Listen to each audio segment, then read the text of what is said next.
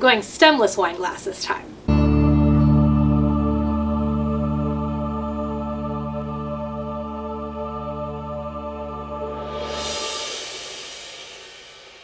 Hey guys, welcome back to my channel. I'm Brittany. If you haven't subscribed yet, you probably should, because I talk about geeky things.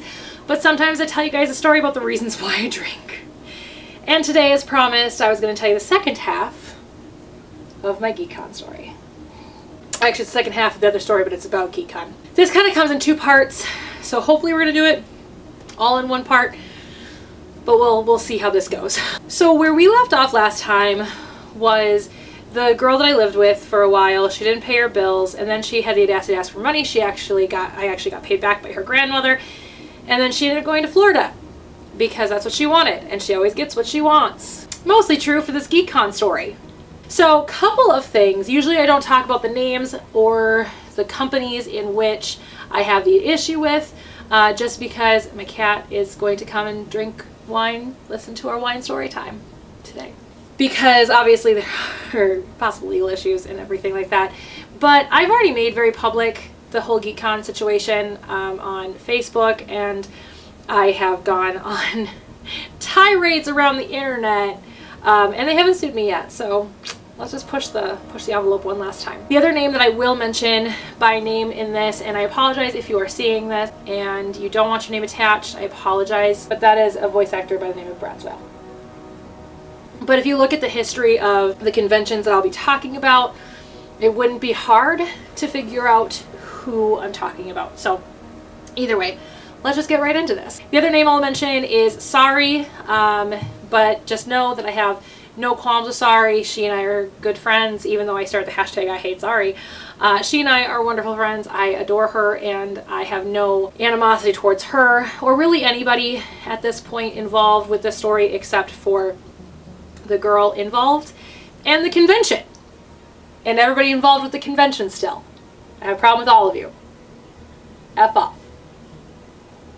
So I had invited this girl back into my life. It didn't take me long because I have this tendency to give people endless chances to hurt me, and I am often hurt more than I am pleasantly surprised by what happens. I shouldn't have been surprised that she hurt me again, that this convention hurt me again. It's one of those things like, fool me once, shame on you. Fool me twice, shame on me. I am the epitome of that because I am fooled a lot, and I've gotten better at it as I've gotten older, but I'm very compassionate, and I want to see the best in people. I want people to be the best that they can be, and in order to do that, I of course need to give people all the chances in the world to hurt me. And that's the way I put it these days, because I want to remind myself that this is a bad thing, because it's not a chance to be better or a chance to change. It's a chance to hurt me again, and that's just the way it works, and it sucks. So I allowed her back into my life. We started Mission Otaku together, and she had started dating this guy he's still a good friend of mine. I'm still not going to say his name because I'm still going to say negative things about him, and I'm sorry if you're watching this. I apologize. Again, I have no qualms toward him. He's a good friend of mine. He saved my butt in Geek.Kon 2017, so I have no qualms about you at all. And he knows that. And he knew that I had trouble with him at first when I first came back to Geek.Kon, because the way he treated me when I went back to Geek.Kon, when I actually attended Geek.Kon for the very first time. He and I had met when she and I had gone to a convention together. Matter of fact, if you really do enough digging, you'll find out who this is, because she's been in a couple of my videos, and so you'll be able to figure out who this person is if you do enough digging in my convention videos. But she and I did a convention together, more than just Icon, which was one of the things she had to pay me back for. But this one, she was able to pay for it by herself. But he also came, and we were all hanging out together, and I always had trouble with him at the very beginning because this convention means the world to me. I love this convention. It is my home convention. It was my first convention. It will always be very special to me. And he just spent the entire time being super negative about it. And like, have your opinion, that's fine. And voice your opinion, that's fine. But know your audience and know when your audience is getting uncomfortable and maybe tone it down a little bit was kind of my issue with him at first. But he and I bonded by the end of the weekend because I was involved with this Yu-Gi-Oh panel, and I was dressed as Ed from Cowboy Bebop. Another friend of mine that goes to that convention, or she used to go to that convention, she used to dress as the 4Kids censor, so she'd wear this like business dress suit, and she'd have a sign that said 4Kids censored. She would run around the convention with that sign. I was even dressed as Mai one time, and I had the ladies out to play as much as Mai has the ladies out to play. And so she put the sign in front of my breasts, and she censored my breasts. So she wanted us to hold the sign during this Yu-Gi-Oh panel, and so she handed me the sign because she was closest to me, so she handed me the sign, so I put it in front of me, and I looked at what was happening in front of me right now, and I went, guys, we have a problem. And they go, what? And I go, Cowboy Bebop has been 4Kids censored. And they all were like, no! Britt, doesn't that mean there's like no show left? Or is there anything left of the show? Something like that. And that was the moment he and I bonded. So, just so you know, I'm about to say some really shitty things about you. But I still remember that moment. And we bonded. And we're friends now. So it doesn't matter. Youmacon 2010 was approaching. She contacted me and she had said, hey, so I'm involved with this convention. I'm on guest relations staff. And you're going to see Brad Swale at Youmacon, right? And I said, yeah. And she goes, cool. Well, we have no way of getting in contact with him, but we're getting like a lot of requests for him to come to Geek.Kon. And so would you be willing to talk to him for us? I'm like, I have no idea what I'm doing, but sure, that sounds good. I can talk to him. So she gave me a list of questions to ask, and I brought that with me to Youmacon, and we talked about it a little bit. He gave me what was accurate on getting him to come to a convention and everything like that. But before that, she had actually even said, this would be kind of weird if you're not on our staff, so you should just join Geek.Kon staff and be on guest relations. And I'd always wanted to join a guest relations staff for a convention at some point. I knew that was going to eventually be a direction I was going to going to conventions. And so I thought that would be kind of cool, but I'm pretty sure your GR head doesn't want some rando just joining staff. I'm sure she wants to vet me, and that's fine. She can do that, but just I'm not going to up and join staff right this second. She goes, oh, no, Sari knows everything about you. As a matter of fact, I would actually love to have Sari and I sit down and have a conversation about the differences between how she talked to me about Sari and how she talked to Sari about me. If you guys want to see that, let me know in the comments below. And Sari, if you are seeing this, let me know in the comments below if you want to, or let me know personally, I don't know, if you want to do that, because I think that would be so much fun, because I'm not going to talk about what she said to Sari about me, because I think that needs to come from Sari, not from me, just for legality reasons. But if you guys want to hear that part of the story, let me know in the comments below, and that we can make this whole thing a 3-part series. So she goes, no, Sari knows everything about you. You're a big deal at Anime Detour. You hang out with like some of the voice actors and stuff. I'm like, a lot of people hang out with the voice actors that go to Detour. They go to they have the same actors come to Detour every single year. Like, that's not a big deal. She's like, no, you're like a really big deal at Detour. She knows who you are. She thinks you're really cool. Spoiler, Sari knew nothing about me. It was all a lie. It was so dumb. Why? How did I get involved? Because I'm too nice. That's why. That's how I got involved.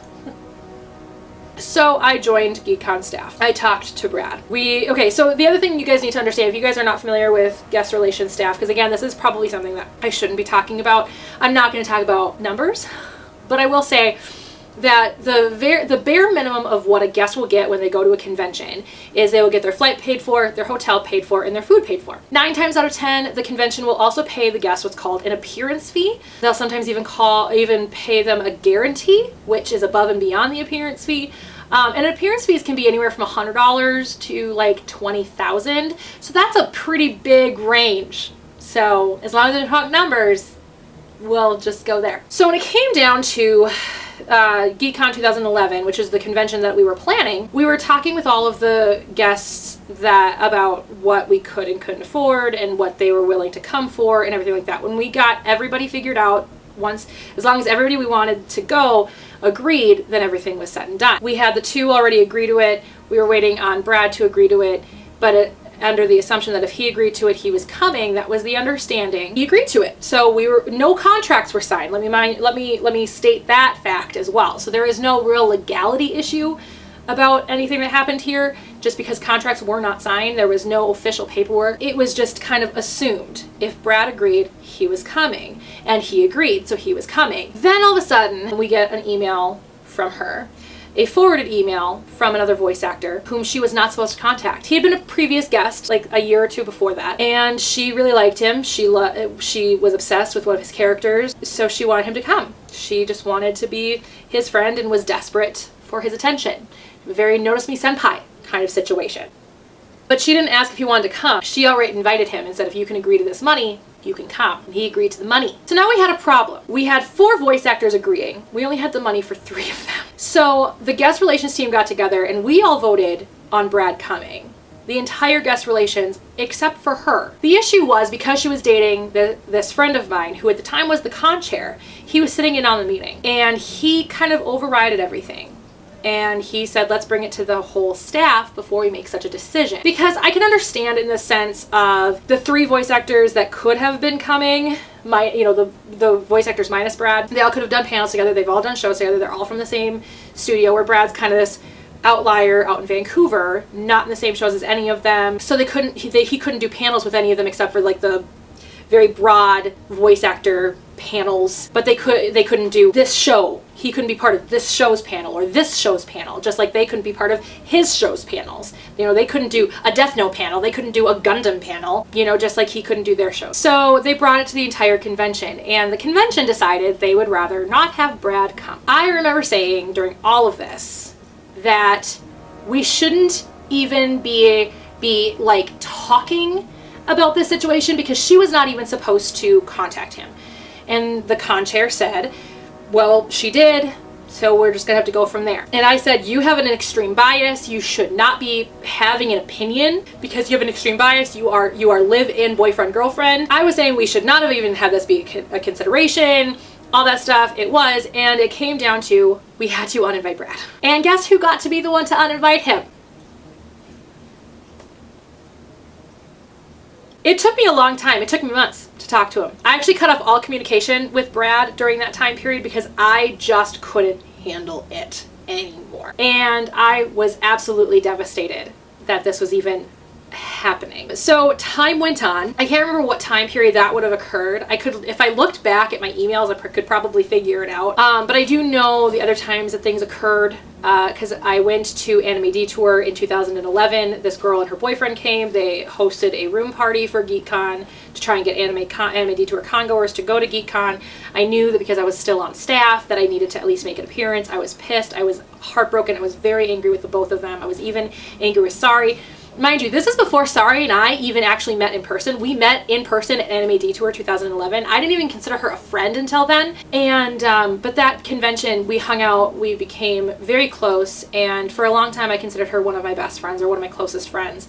And I mean, I still do. It's not like I don't, just we don't hang out on a regular basis anymore. And sorry, if you're watching this video, we need to change that because I miss you so much. It got to a point where we were only seeing each other at Detour and Geek.Kon, and now we don't see each other at either. So let's just get to it, okay? I was making my appearance with my friend Danielle. I was making my appearance at the Geek.Kon room party. We were sitting out on the balcony. So the hotel that Detour used to be at, the room parties had the balconies overlooking the inside pool. So sitting out on the balcony with my friend Danielle, we're just chatting away because I'm like, I have to make an appearance at this thing. I'm so sorry. She's like, that's fine. It's fine for us to sit down and chat. It's no big deal. Well, then Sari and this girl came and sat and kind of cornered me, and I was kind of angry about it because I really wanted nothing to do with either one of these two people. And they were trying to sell the voice actor that they chose instead of Brad to me, and I was just not having it. I was so very angry. I was trying to hold it in as best I could. I was trying to be as professional as I could. And that was when, so there was this cosplayer that year that was dressed as Buzz Lightyear. I think he's done it a couple of times, but this one in particular was the first time I'd seen him. And at night, he decided to dress as Mrs. Nesbit instead. And so Danielle and this girl ran down to go take a picture for the 4 of us, and Sari and I stayed behind. And this was actually where Sari and I became friends because we had a very good conversation about how I felt, about how angry I was, about how I felt about this girl. And a lot of it I don't feel is necessary to be made public, so I'm not going to talk about that because I've already kind of talked about a lot of it. There are some other things that I haven't really talked about her mental state and things like that that I just feel would not be appropriate to talk about because I don't know for sure, and I'm not going to project diagnoses on her because I don't feel like that's fair. So I am choosing to not talk about those things, but we talked about those things. So I'm not going to talk about those things publicly. But it became very clear to me that Sari didn't like her very much either, and she was just trying to make do, and she didn't like what was happening about all of this either. So that made me feel better. But it still became clear that I needed to leave Geek.Kon because I was not going to be involved with this convention. I felt better, but I knew I had to leave, and it was the Stanley Cup Finals because it was the year that the Canucks lost to the Bruins, the day that the Canucks lost to the Bruins, and then subsequently Vancouver rioted. Then I met with Sari at the Mall of America, and I quit Geek.Kon. And I told her that I just couldn't work with such an unprofessional person. I can't have her in my life anymore. I refuse. And I kept her as a friend on Facebook, and just only because I don't vindictively unfriend people on Facebook. I don't do that. Matter of fact, I'm actually friends with my biggest bully in high school on Facebook. We friended each other at one point, and he's never said anything really bad to me since high school.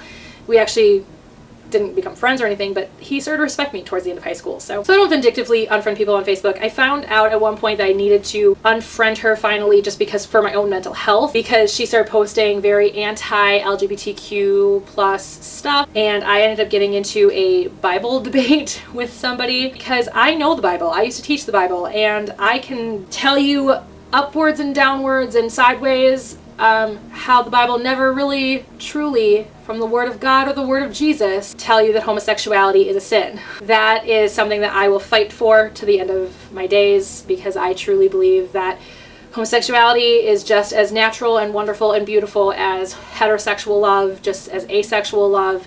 It is all beautiful. You love, you are beautiful, and you are closer to God because of it. I'm not going to get into a religious sermon at this point in time, but just know that's how I feel about the LGBTQ community. So for my own mental health, I did have to unfriend her at some point, just because that was so hurtful and so frustrating to me that she could even still think and say such horrible things. Anytime she commented on anything, I did not respond. I was actually going to St. Cloud at one point, which is where she lived at the time. I don't know if she still lives there now. Where she lived at the time, and she's like, oh, hey, we should get together if you're coming to St. Cloud. I'm like, no, I'm not even going to respond to that. Actually, I think I did. I think I responded with, I'm really going to be busy, so probably not. But I just couldn't be involved with somebody so horrible. And so I told her that as long as she was part of Geek.Kon, I refused to be part of Geek.Kon. And she understood. She was waiting for me to do it. She knew it was going to happen because she knew how upset I was. When I did finally tell Brad, he was very upset, very hurt, and understandably. He and I are fine. We've talked about it since. We've seen each other many times since. We've talked, we've hung out. He actually came to Geek.Kon. My battery's about to die, so I'm going to end it right here. It's still going to be the same video, but I'm going to pick it up tomorrow with a new glass of wine, and we're going to talk a little bit more about it. So until then, you guys, I will see you guys tomorrow with a new glass of wine, a new shirt, and probably oilier hair, because I only shower every day. So like I said, I just told Sari that I didn't want to work with somebody so unprofessional. I didn't want to work with such an unprofessional group of people. And I was just very, very, I was livid. Like, let's just be real.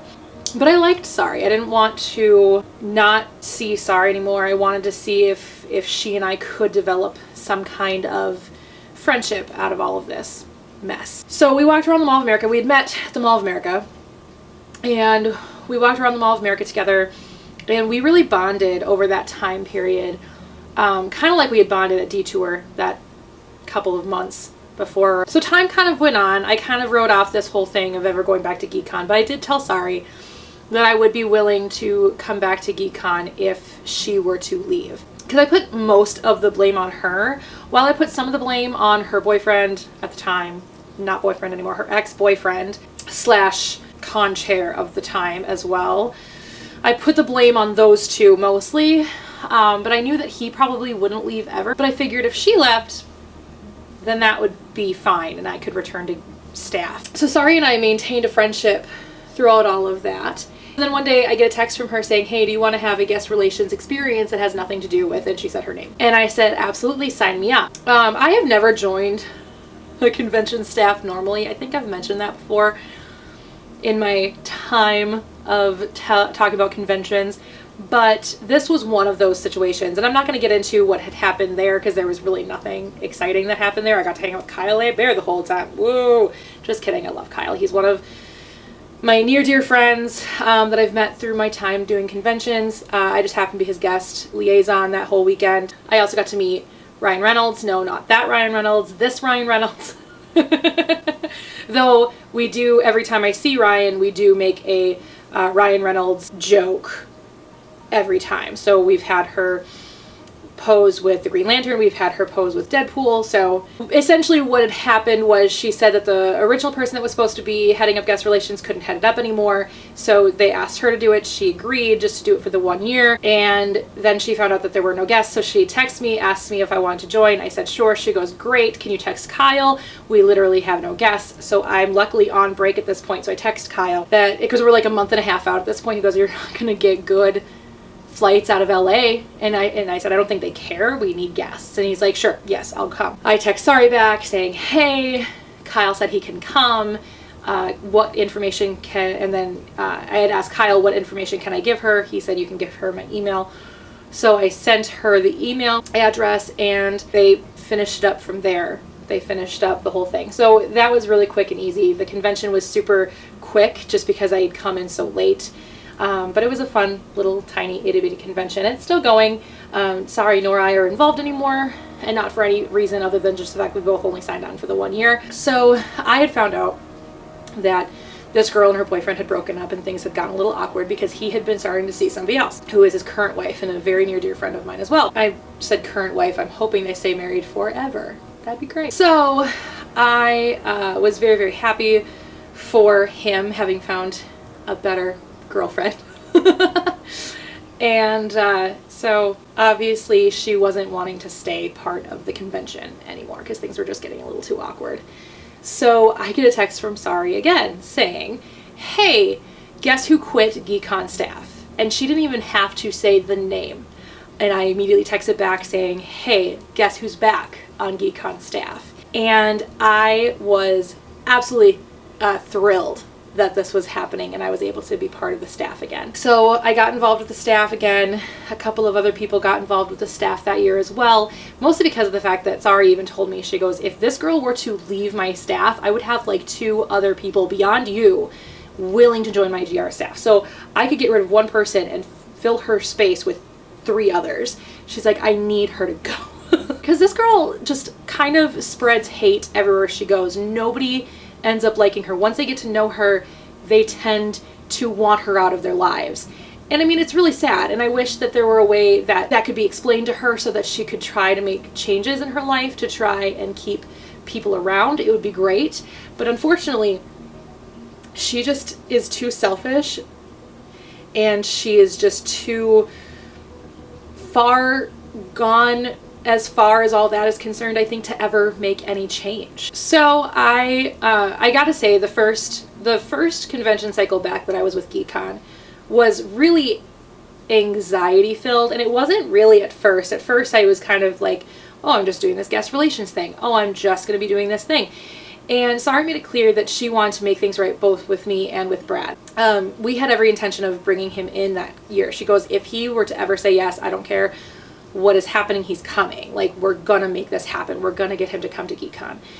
And even he admitted to me, the last year I was involved with Geek.Kon, which was 2017, he even admitted that he played hard to get. Like, he specifically didn't come for a few years. And I think in all reality, he was probably waiting for me to take over guest relations, the guest relations department. Not that he didn't want to deal with Sorry. I think that there was obviously some animosity there because she was the head at the time, and I think that obviously there would just be a little bit of awkwardness, but I mean, he interacted with the former con chair just fine. So, and he was even on my staff, which we're getting to. Things happened the final year I was part of Geek.Kon. Lots of drama, lots of things occurred, lots of moving of people, lots of drama. But I'm not going to get into all of the drama because I don't feel like that's necessary for me because I wasn't part of it. But anyway, we'll get there. Oh, Geek.Kon. So, like I said, it was filled with anxiety, mostly as we got closer to the convention, and the realization that I was going to be going to this convention. I actually remember going to Youmacon prior to, because I went to Youmacon in October, of 2012, which would have been the year that Dylan came with me, because it would have been Geek.Kon 2013 that I went back to Geek.Kon. So YomaCon 2012, I sat down with Brad and I was like, hey, guess who went back on Geek.Kon staff? And he was like, how the hell did that happen? And I was like, well, the girl that caused all the drama, she's gone. And I told Sari that I would come back. And he's like, well, let me know, you know, we'll work things out. And I said, okay, sounds good. Well, then we could never end up working anything out. Which later I found out was him actually just playing hard to get. And I'm sure some of the things he talked about were real things, like he had another convention that same weekend, he had a wedding, another one, like it ended up happening that he just couldn't come. But he did say he was playing hard to get. So I have a feeling that some of them were not 100% accurate. I remember on the drive to Madison. So I live 4 hours outside of Madison, Wisconsin. So I'm just south of Minneapolis, and Madison is on the other side of Wisconsin. So I'm only about 45 minutes out of Wisconsin, but I'm about 4 hours outside of Madison. So I had 4 hours to drive by myself, which is not a big deal. I've driven 12 hours by myself. Okay, so I'm on the road, and it's 8 o'clock in the morning, and I'm on the road. I should get into the Detroit area by 9 with the time change, because it's about 12 hours and Michigan is in the Eastern time zone. But I had 4 hours to myself to realize just what was happening, and that I was going to this convention that I hated. And I was going to see people who betrayed me. I was going to meet them for the first time at this convention. You know, the people that truly, honestly betrayed me. And I was going to see this guy again who was the biggest betrayer other than the girl that he was dating at the time. And I was filled with so much anxiety. I actually cried for about an hour driving to Madison, because I had so much anxiety and I was just trying really hard not to have a panic attack on the highway. I got there and I realized this is it. Like, I'm here. I'm gonna have a staff badge with my name on it, and it's going to be crazy. Like, it's going to be just awful. So I got in there and everybody was amazing. I made so many amazing friends, some of which I'm still friends with, most of which I'm no longer friends with because of what had happened in 2017. So I got to the convention, and the former con chair, and I think he was con chair that year, and then he was co-con chair the next year, and then he was done. And then that's when the new con chair took over. But he had approached me and he had said, you know, he was just being super nice to me. Like, I knew that he felt bad, and I knew that he was thrilled that I was back, and I know that he wanted to make peace, which obviously he did, because again, we're friends. I want to like stress that as much as I can. He and I are friends. There is no animosity between him and I about any of this anymore. Matter of fact, he and I buried the hatchet that weekend, and out of respect, I usually don't bring it up anymore. Brad wanted to, so I told him. So I did bring it up that one time, because I said, hey, just so you know, Brad's gonna make fun of you. And he's like, that's fine, I can handle it. And then he ended up not, because he ended up having another story to tell, which was kind of hilarious. But he had asked me if I had a hotel room. If I didn't, then he would get me one, and he wanted to make sure that I was good. He gave me a hug, and I was like, you know what, no, it's fine, like, I'm okay, like, everything is fine. And things really went well, and I found a home at this convention. I felt so good there. It had become kind of like what Anime Detour is to me now, which is just the very important piece of my life. And I mean, like, Detour became that before I even staffed Detour, because I staffed Detour as well. I'm not on guest relations, I'm on the video staff. Thanks to Sari, I'm on the video staff. Treasured both of those conventions. Over the next few years that I had been part of it, I got to see Ryan again. I got to meet Alexis Tipton. I got to meet Jerry Jewell, his fiance. Like, I had so many great experiences over my time there. I got to meet Christina Kelly, you know, and so, like, there's just so much good that came from this convention, and I will never discount that. Though there is still so much hurt about what happened in 2017, that makes my heart ache. So I was told, I can't remember if it was 2013 or 2014, I was told that Sari and Brian, her husband, who was her co-head of guest relations, they had an exit plan for Geek.Kon. Sari had helped create Geek.Kon, and we were reaching our 10th year. And Sari was just kind of done. She was kind of done with conventions altogether. So she doesn't really do conventions anymore.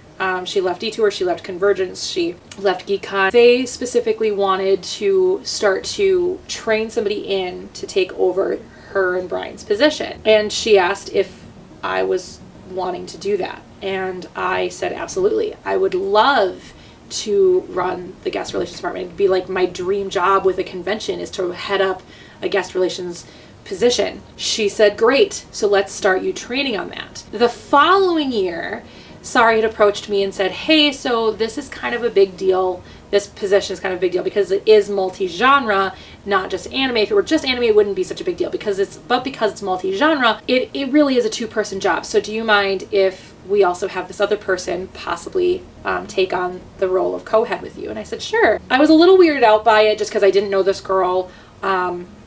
And Sari insisted that I would love her, which was true. This is probably the most painful part of the story because losing the other girl wasn't such a big deal because I didn't really care. There was no emotion attached, but losing this one, especially because of the order of how everything happened, I actually still cry whenever I think of it because she meant a lot to me. At one point in my life, I considered this girl my best friend. And if I've been betrayed ever, the biggest betrayal I've ever had was from her. And this one's a tough one to talk about. So I met this girl, and she and I became like this very, very, very, very quickly. She and I just meshed. And it worked out really great because I was very concerned over the fact that I was going to be agreeing to be co-head with somebody that I've not met, that I have no idea if I'm going to mesh with. What if we have a big personality conflict? What if, all this stuff. And what was really great about her and I was we had very different strengths. So she knew nothing about anime. She didn't watch anime, she didn't like anime, but she was very big in the writing world and she was very big in the RPG world. So it was very easy to be able to find tabletop guests with her. It was very easy to get, people from the writing world in with her.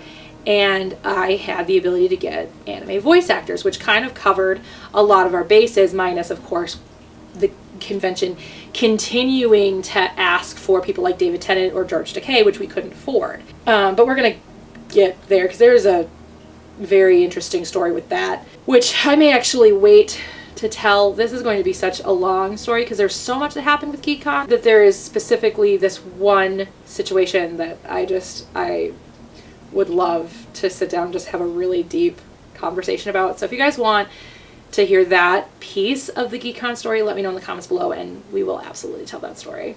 It's about George Takei and about one of my former college professors and about a girl at Geek.Kon. It's a very interesting story. So she and I were going to mesh really, really well together. She and I continued to learn and everything like that. So the final year that Sari and Brian were involved was Geek.Kon's 10th year, which was 2016, was their final year involved. That was the year that Christina came.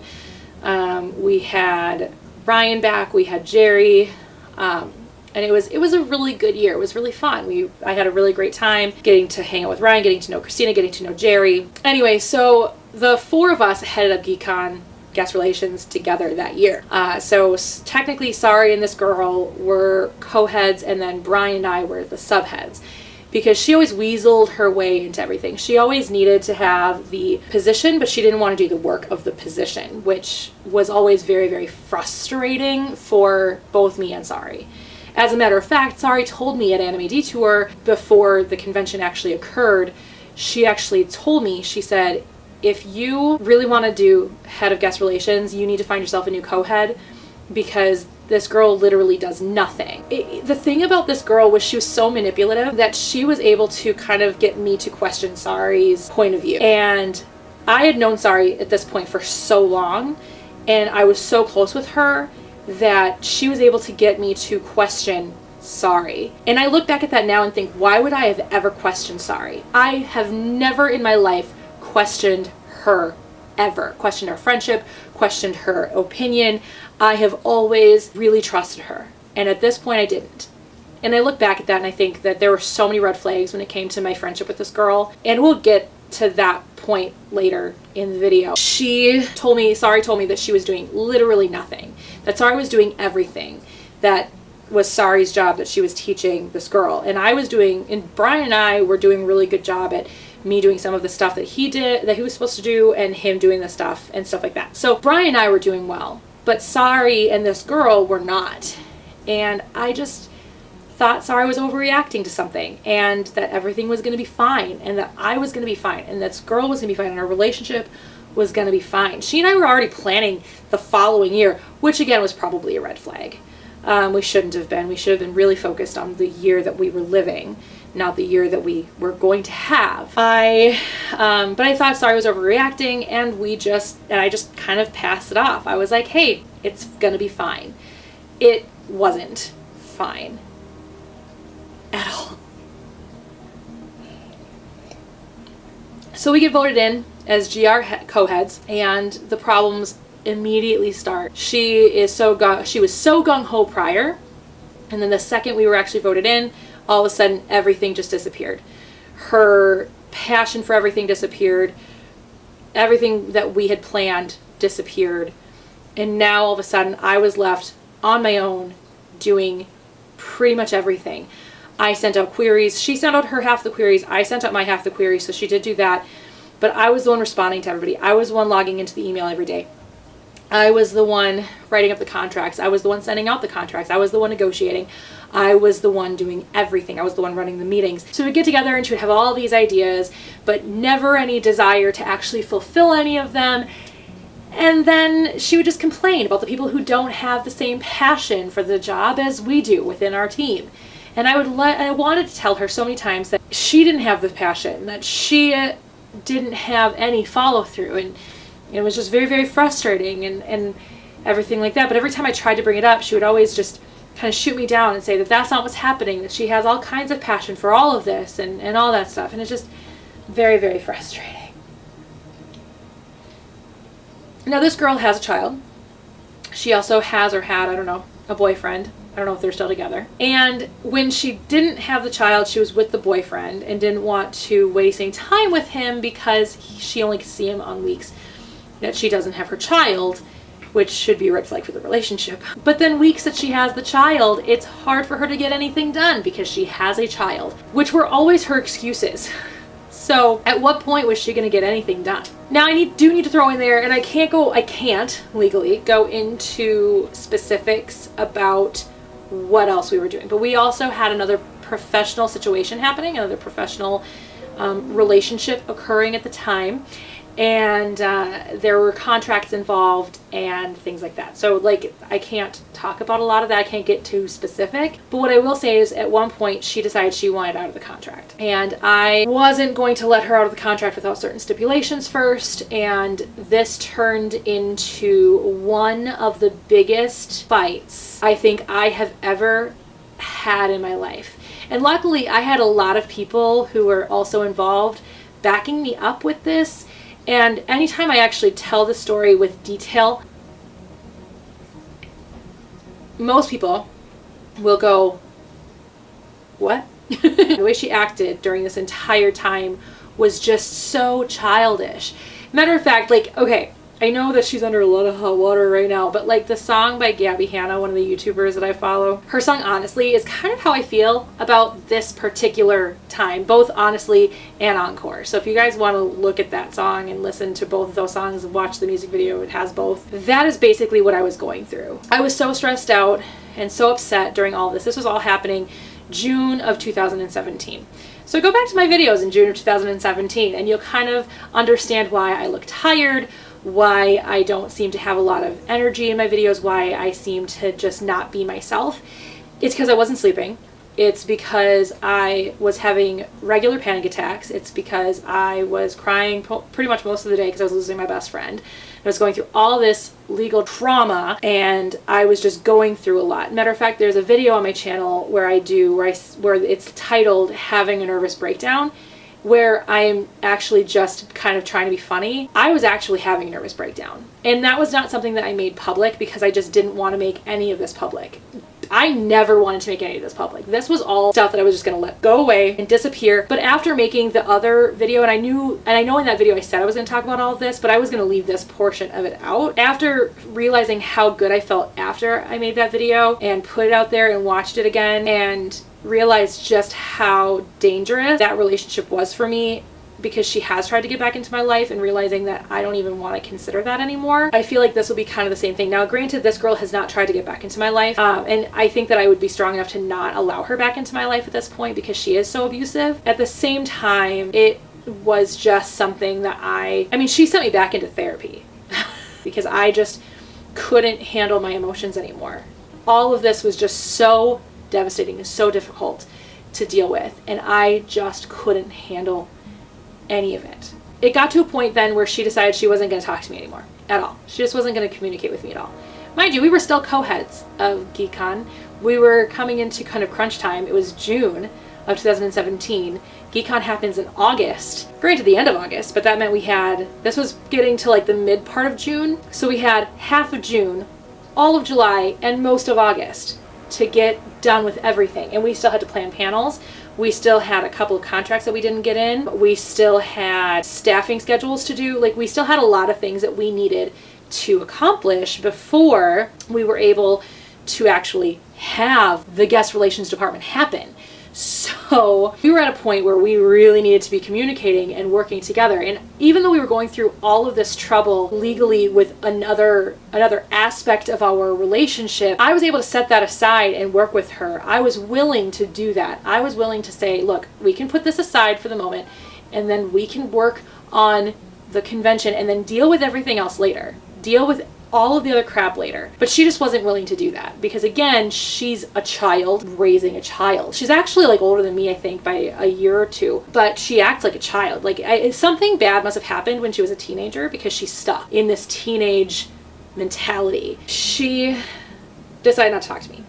So she started to actually do work at this point in time. Because she wanted to make sure that her guests were taken care of, meaning the local guests that she was friends with and the RPG guests that she was also friends with but bringing in that were not local. What I didn't realize was she was actually just telling all of them terrible things about me and spreading all kinds of ridiculous lies, because her version of the truth was I'm this horrible person who was taking advantage of her, when really I was just a person standing up for myself and standing up for the money that I was trying to make because I deserved to be paid for work.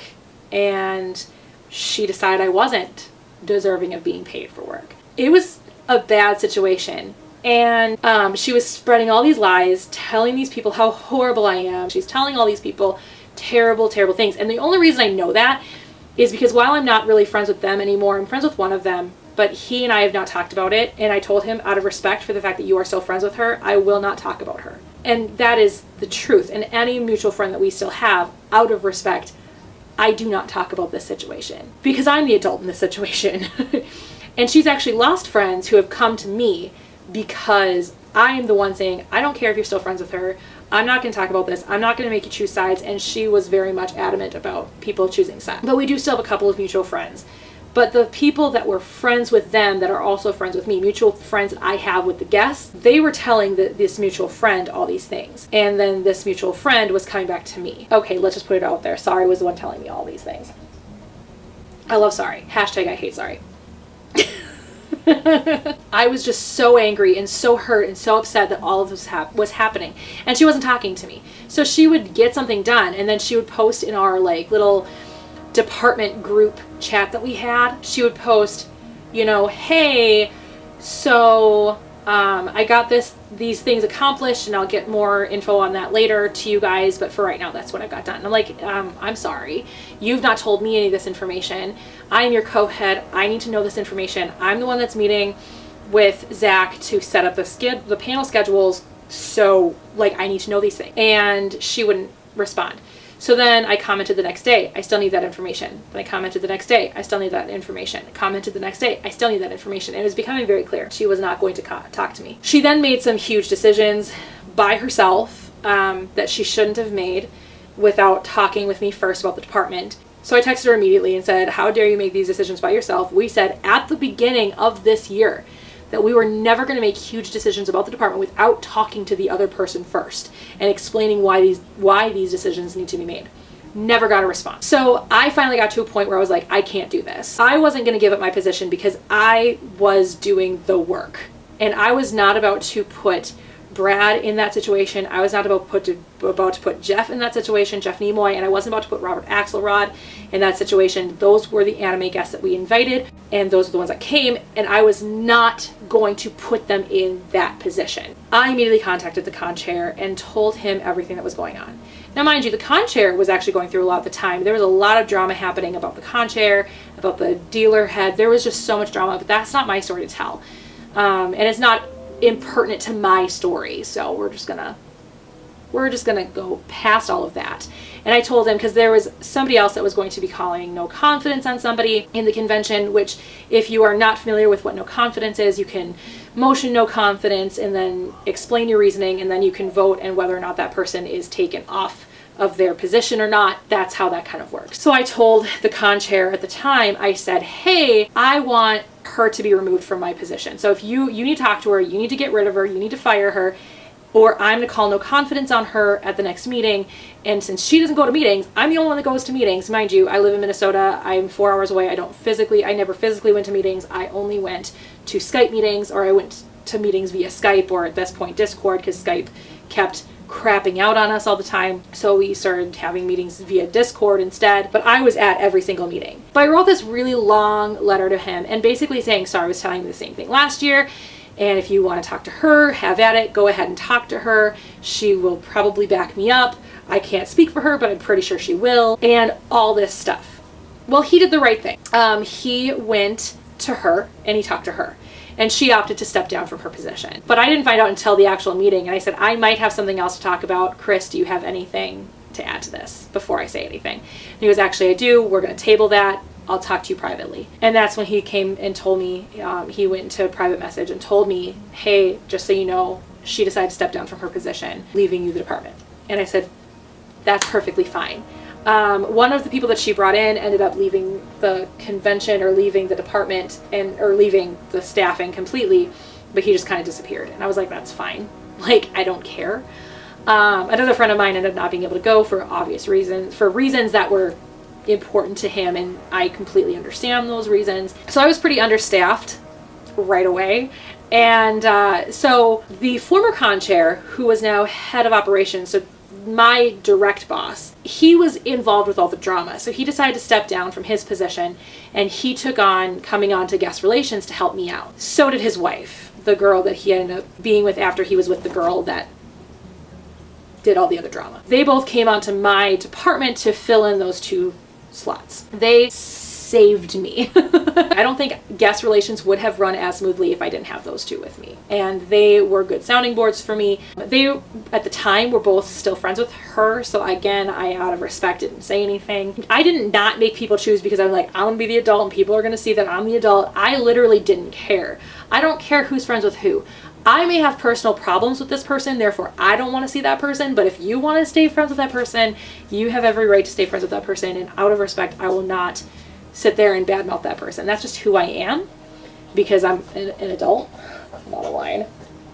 And this isn't even the full drama. This isn't even how I left Geek.Kon. Geek.Kon happens mostly smoothly, somewhat unsmoothly. The local guests come, they're cordial with me, which is great. I was really having anxiety prior to Geek.Kon because of that. I even talked to Sari about it. And she was like, no, don't worry about it. They're all professionals. Like, there's nothing, like, you're going to be fine. We're all getting along fine. Everybody seems to be having a good time. There are a couple of hiccups here and there because of communication issues and everything like that. But everything seems to be going really, really well. You know, I'm getting along with Jeff. He and I had met at a convention previously, but we hadn't seen each other in like 10 years. So I didn't know how well we would get along, but Jeff and I were getting along really well. Robert and I were getting along really well. Obviously, Brad and I were getting along really well. Because I have known him for 10 years. So obviously things were going really, really great. So the convention ends, everybody goes home.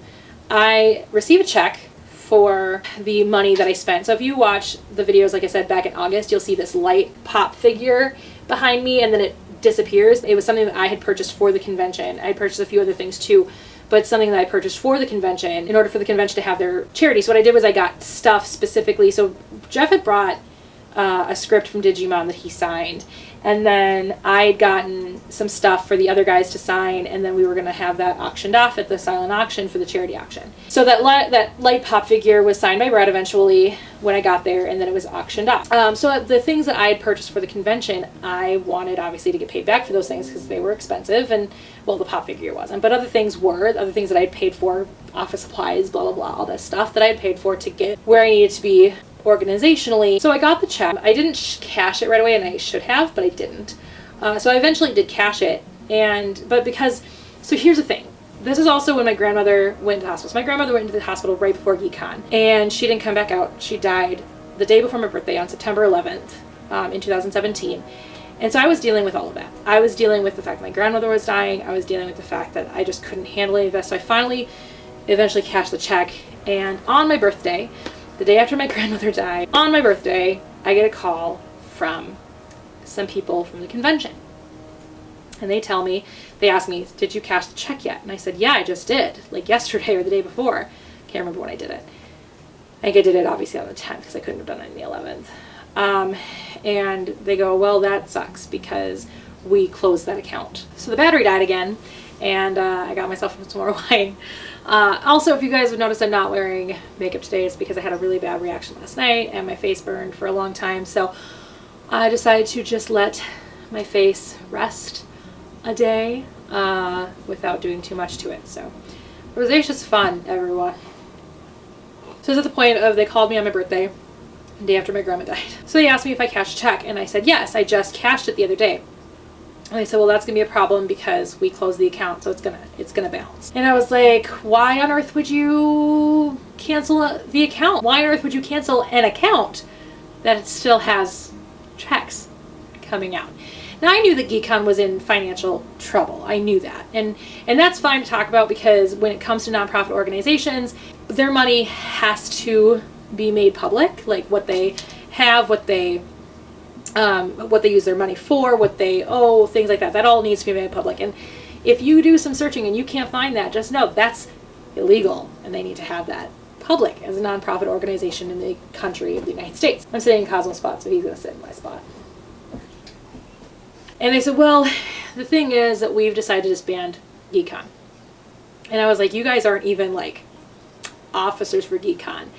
Well, what I didn't realize was that because of some of the legal trouble that Geek.Kon was actually in that I didn't know about until recently, until about a month or so later, these people had decided to create a hostile takeover of the convention. So they are now the owners. Well, they're not.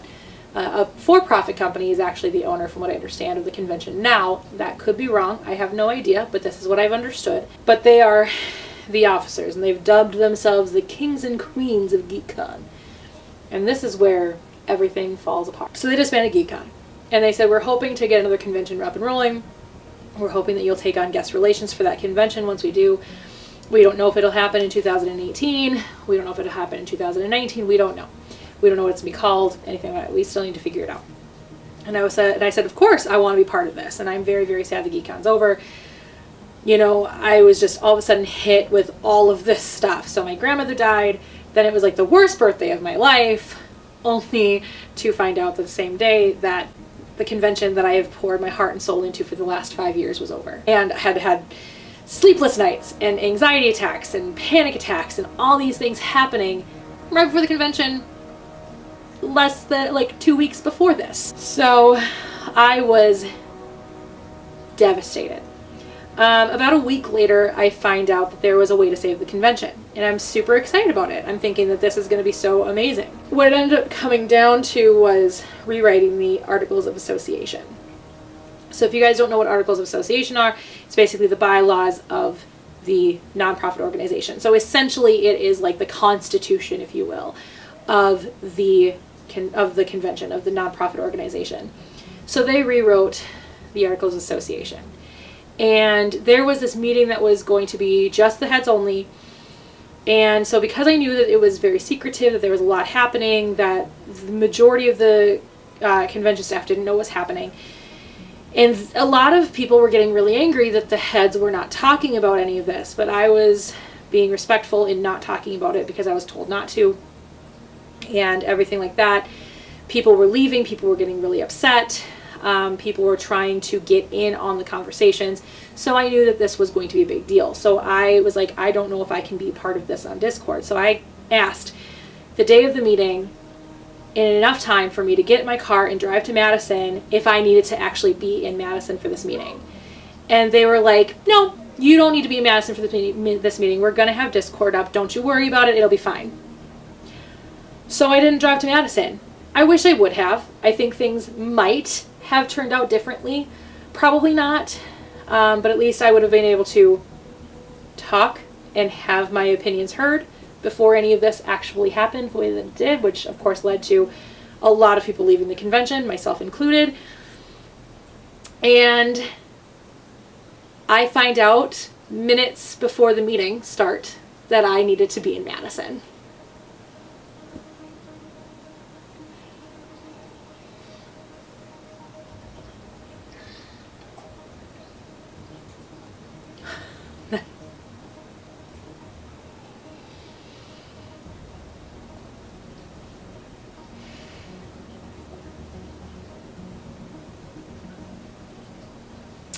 And the reasoning that I needed to be in Madison was because they were signing non-disclosure agreements. And according to them, Wisconsin state law, which is of course something that I wouldn't know anything about because I live in Minnesota, Wisconsin state law requires there to be a witness to the signing of the non-disclosure agreement, which meant that they couldn't showing my age, they couldn't email me the non-disclosure agreement. I couldn't then sign it, scan it, and send it back because I needed to sign it in person and with witnesses there. I later found out that this was incorrect. Not only did I search Wisconsin state law, I also asked my aunt, who is a contract lawyer, who knows enough about those surrounding states around her, which she lives in Illinois, and can practice in Wisconsin from what I understand, and can practice in Minnesota, that they lied to me. They didn't want me at the meeting because they didn't want me part of the convention anymore. Oh Lord. They know that I am very persuasive. I'm not manipulative. I don't manipulate people into believing what I want them to believe. But I use logic and I use my knowledge to be able to express what I think needs to be done, and I can generally persuade people to understand why this needs to be done and how it needs to be done the way that it needs to be done. And they, I think, knew that, and I think that they knew that if I were at the meeting, I would be able to persuade people into not accepting the AOAs that they wrote, because I have every issue with the Articles of Association that they wrote. And they didn't want me at the meeting. I asked them prior. I asked them in enough time to get to Madison. And they said I didn't need to be in Madison. Only be told moments before the meeting that I needed to be in Madison. So what, am I Genie from my dream Genie? Do I just nod my way there? Do I wiggle my nose? I grew up on Nick at Night. Snap, I don't know, what do witches do in shows and movies these days? I was livid. And I let them know just how livid I was. I sat there on the phone with one of these people, just livid. And eventually I gave in, waited for the Articles Association to come out, and then I read them. Let's break down how this completely fired my entire department. So my department consisted of me, the former con chair, his wife, Dylan, my friend Brian, a girl named Corey, my friend Sandy, her friend Dorothy, who I am now friends with as well. Let's break this down. I live in Minnesota. Brian lives in Minnesota. Corey lives in Minnesota. Dylan lives in Idaho. Sandy and Dorothy both live in Wisconsin, but they live in the Milwaukee area, which is not super far, but still far enough. Plus they work retail. And as a matter of fact, both of them had to leave early from the convention because they couldn't get out of work the entire weekend. the con-chair and his wife, the former con-chair and his wife, they live in the Madison area, and they usually would attend meetings physically. Oh, forgot Deanna, who lived in the Madison area, because she was not affected by any of this. In order to be head of the department, I needed to be physically at meetings, not over Discord, physically at meetings once a month. In order for any of my staff to be staff of Geek.Kon, they need to be physically at meetings 10 times a year. So almost once a month.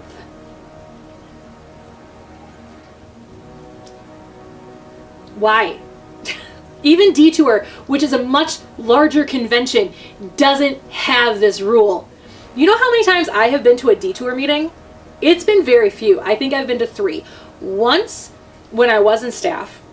Okay, 4. Once when I was in staff and I was meeting with somebody.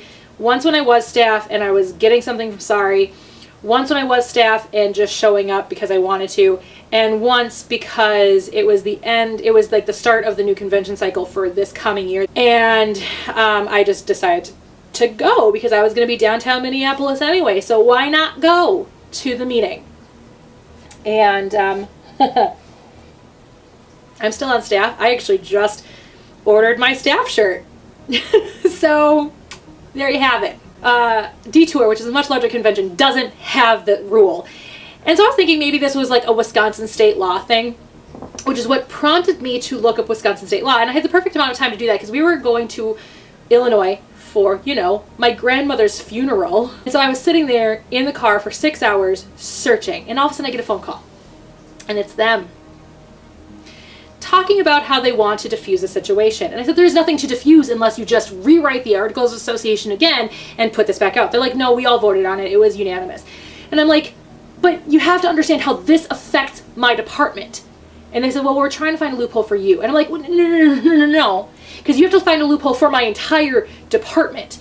So let's talk about the rules. Because obviously the former con-chair and his wife are not affected by this. But they were, because they both stepped down from other positions, from head positions from another department, from other departments to help me out in guest relations because of other things that were going on at the same time. It's clear they didn't want them part of the convention anymore either, which is absolutely asinine.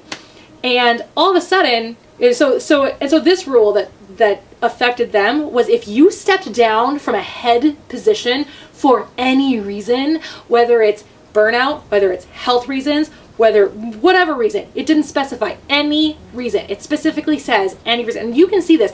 These are public. They did change the meetings after I had left. They changed how many meetings heads and staff members had to be at. Yeah. So angry about this. Still very angry. If you step down from a head position for any reason, you are not eligible to be on staff for 2 years.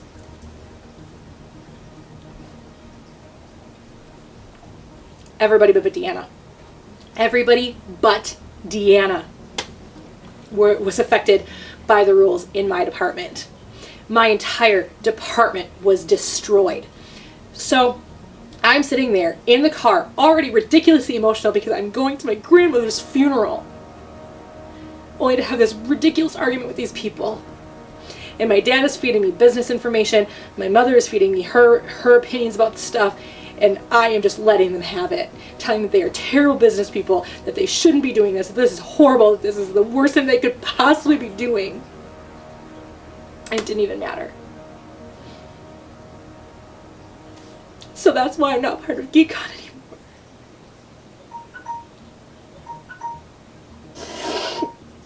My timer is going off on my phone. This was one of the most terrible, let me go turn off my timer. This was one of the most terrible situations that I have ever gone through. 2017 was by far the worst year of my life, just because of everything that happened in that 3-month span of June, July, August, 4, and September. It was so hard.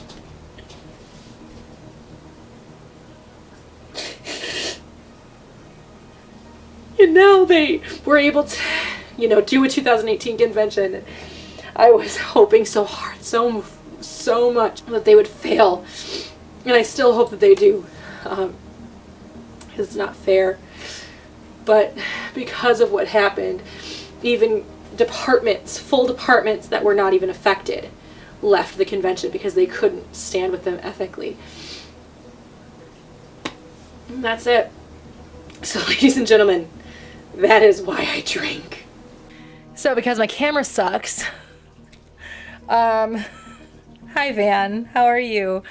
Because my camera sucks, my camera battery died yet again. So I'm just gonna finish this up because I am so emotionally drained by just telling this story and dealing with this camera.